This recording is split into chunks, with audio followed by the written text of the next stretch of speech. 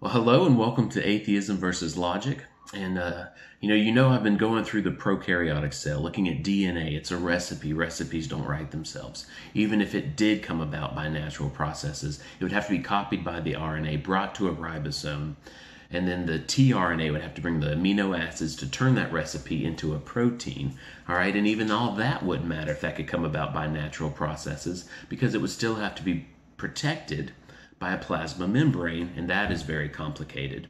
It's a lipid bilayer, and then you've got the cytoplasm inside. And so I hope you see that life could not come about by natural processes. But even if it did, it still has one more huge thing to overcome and to create on its own by natural processes, and that's cell division. So prokaryotic cell, which is the most simple form of life that we can observe, which is pretty much bacteria, it multiplies by binary fission. So it copies the DNA, and then the DNA goes to two sides of the cell, and then the plasma membrane closes in, and it creates two different cells. Now, think about that. Let's say life did occur naturally, by natural processes. All right, of course, you probably would have had all these different protocells, and then one of those protocells, the first protocell that would have actually somehow made it to actually be life, because a protocell is not life. Study scientists and what they say about protocells. So the first protocell to become life, how did it know to divide?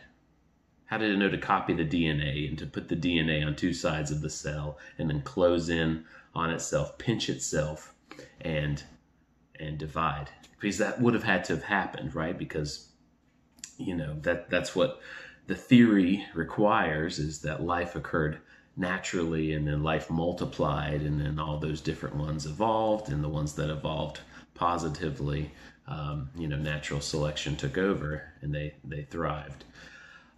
So ask yourself that. Number one, is it logical for life to occur naturally? No. Is it logical that life found out how to multiply on its own?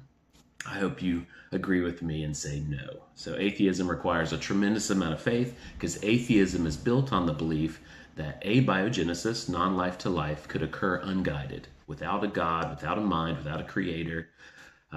Science clearly points to us being created by something, a mind.